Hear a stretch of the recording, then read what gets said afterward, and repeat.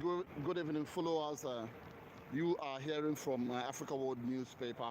I'm just in Dublin city centre, particularly on O'Connell Street, in front of the General Post Office, the GPO, the monumental building where in 1916 the Irish nationalists held their grounds in respect to fighting for independence. Today, Pope Francis touched down in the Republic of Ireland at the Dublin airport, and Dublin was totally, particularly the city centre, was totally locked down. I'm here to talk to a group of people, particularly a representative. They are at the foot of the GPO.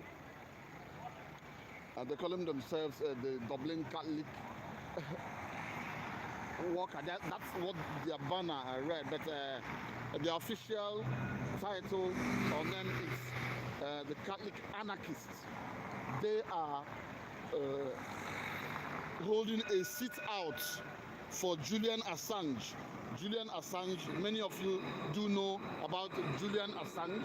Julian Assange has been held up for many years at the embassy in the United Kingdom over WikiLeaks.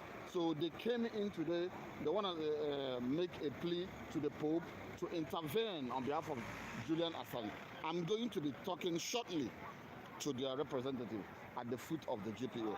Meanwhile, you can take a look at the Dublin City Centre. After the Pope's visit, the Pope rode in his Pope mobile around the city centre. Everyone was locked down, and this evening it's quite very calm.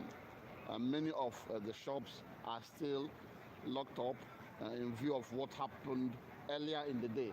So while I show you what's going on at this moment, I'm going to be talking shortly to the representatives of the Catholic Anarchists at the foot of the GPO in central Dublin. The reporter is Okachukwu Okorie, editor-in-chief, Africa World News International.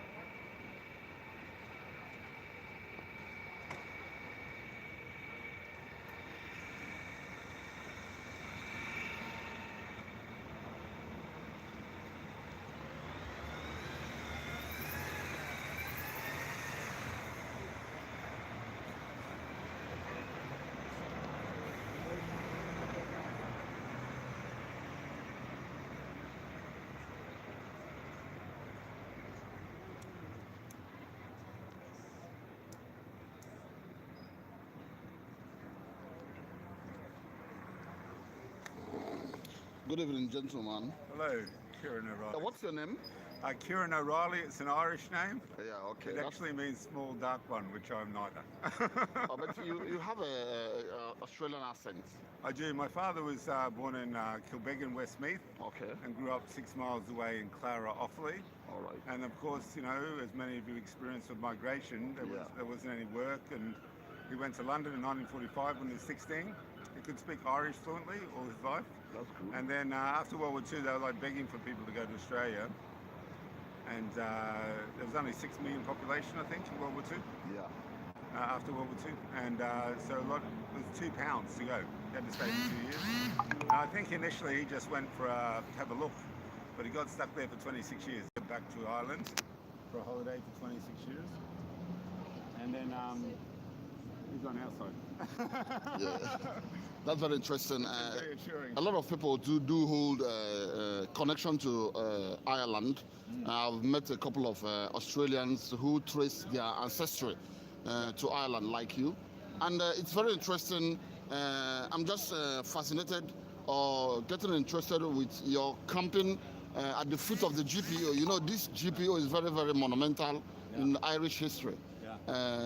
Remembering what happened in 1916. That's correct. My grandparents involved in the War of Independence and then also the Civil War. And my grandfather was in prison initially in Athlone, which is a garrison town where the British are based.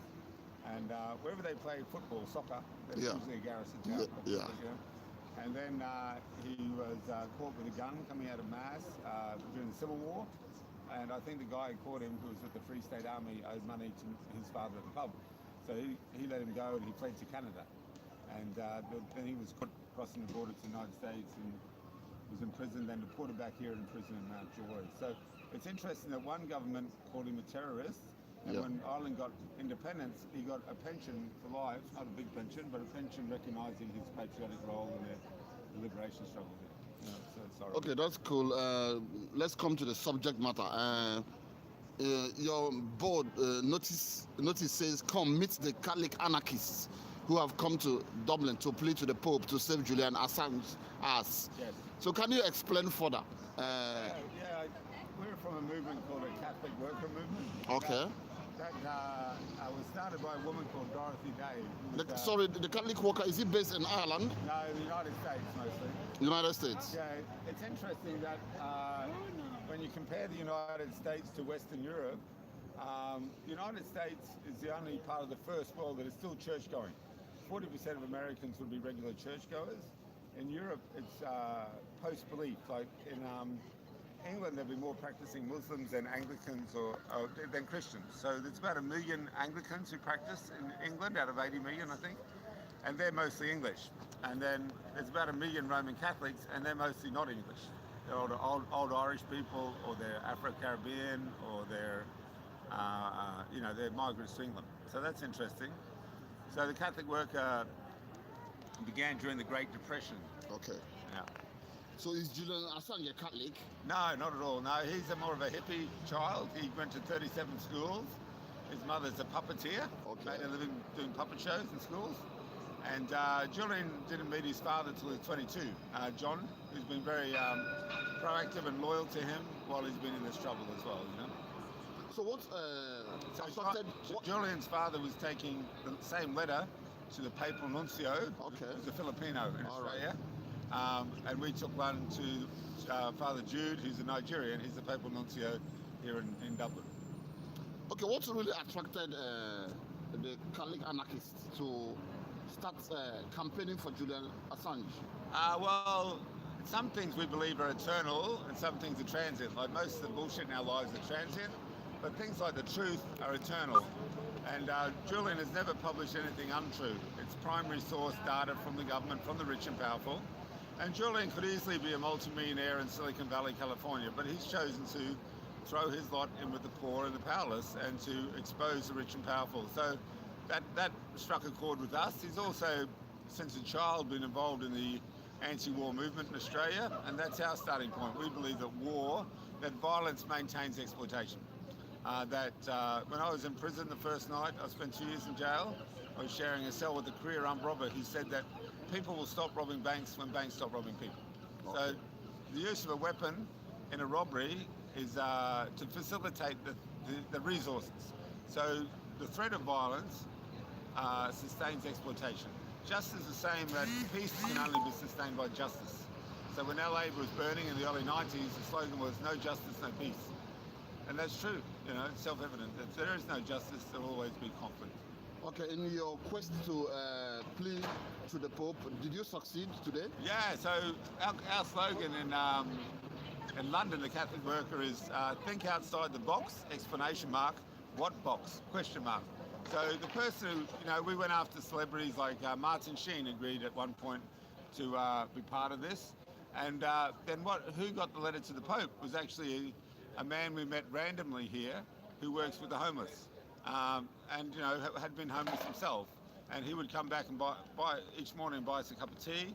And he said that he was meeting the Pope at Sean McDermott's centre today. And we knew that a few days ago. So we've made a few copies of the letter.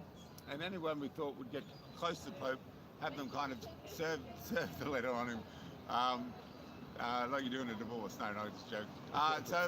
Serve the letter on him, which is a plea to beseech him to intervene on behalf of Julian and to protect his human rights. Now, there's a history of that. The papacy in the past has often intervened in executions in the United States. Catholic Church is directly opposed to death penalty. No Catholic country in South America has the death penalty. In America, they're very enthusiastic about death penalty because, the theology there is Calvinistic and stuff like that. So there is a history of the Pope intervening. When a number of Irish people were framed on terrorist charges, on IRA charges in the 70s, especially Anne Maguire, whose family, the 7 of them were taken in and tortured, and 14-year-old boy, and the mother did 11 years. Now, the papal nuncio was very active in trying to get her out of jail. When Bobby Sands was dying, the Pope sent Bobby Sands a pair of rosary beads, which was an indication that the Pope knew that this wasn't a suicide.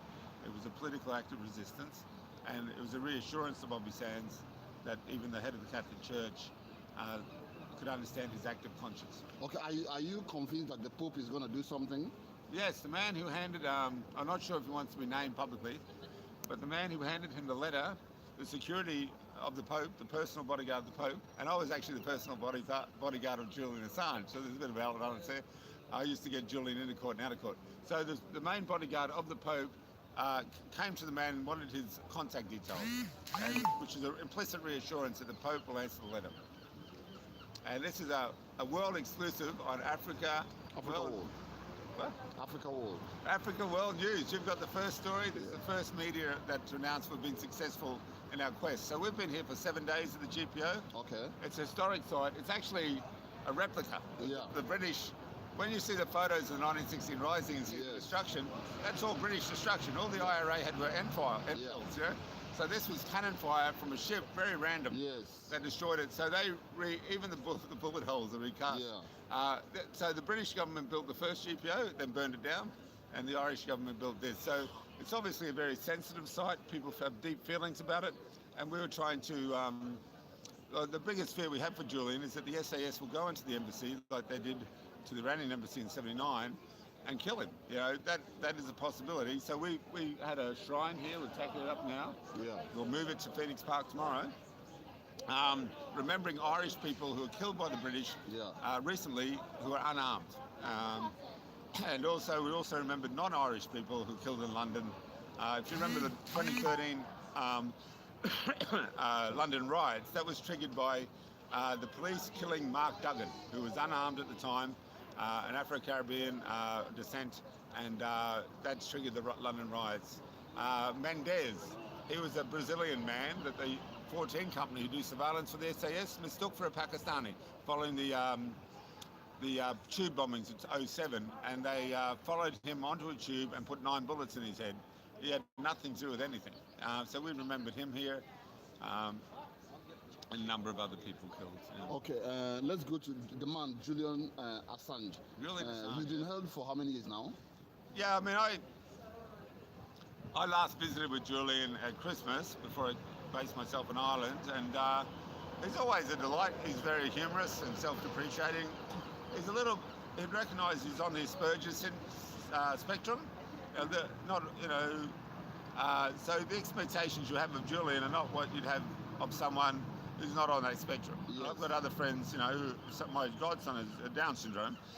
So the reactions I expect from him are totally different from someone who doesn't have Down syndrome. Another friend of mine is blind. Yeah. Now, what's outrageous is the Guardian newspaper have weaponised Julian's disability against him. They present him as aloof, elitist. He's not. He's just a little bit Aspergic, And he's a genius. Like, his analysis is very good. A lot of the techie stuff goes over my head. I'm too old for that. And he's very patient with me when he explains techie stuff. He's become a friend over the last 8 years. Myself and my godson, who was an SAS soldier in Iraq, who converted to being a Catholic pacifist, and started Veterans of Peace. There's now over 500 ex-British soldiers who are now in an anti-war group. And that's good for their own recovery. They did a lot of terrible things. They saw a lot of terrible things happen. So a lot of them, veterans end up committing suicide and going to jail. So these guys are helping each other in their own recovery and also atoning for the misdeeds they were ordered to do. And my godson and I had the job of getting Julian into court safely and out of court, because the media wanted Julian to look frightened or startled. So Julian he's from a theatrical background. His mother was a puppeteer, still is a puppeteer. Yeah. So he's tall, and he would just walk into court looking above the heads, even of us. And he knew that they wanted this photo of him looking fearful. And he's very thought out, you know. Well, I want to ask you. But the problem is, 4 months ago, there's a new president in Ecuador, and the previous one kicked out the US military base. Yes. When the US military asked for one back, the previous guy, Corral, said, you can have a base in our country if we can have a base in yours, an Ecuadorian base in the United States. And the new president, don't you think he's going to give up? He's getting back into bed. The United States were distracted from the Middle East for 15 years. Don't you think he's going to give up on Julian Assange, the new president? But it's difficult for him because Julian was made an Ecuadorian citizen in December. Okay. By the woman who's now the Speaker of the House of the United Nations. Okay. So she was being pushed out by the new president, but she got a better job at the UN. So she's the Speaker of the whole Assembly. So that's interesting. There's a lot of things in play. Yeah. And finally, where do you think all these things is going to end? Do you think finally it's going to be successful, going to get his freedom with the kind of world we are into at the moment and the powers that are behind his incarceration? Before coming here, I spent 3 weeks outside the Ecuadorian embassy like this, in one of the richest addresses in the world. You know, you have these Kuwaiti kids and UAE and Saudi kids that sit over their $500,000 cars for about 4 months. They're just driving around in circles. The wealth is outrageous, especially in a world that's starving. Yes.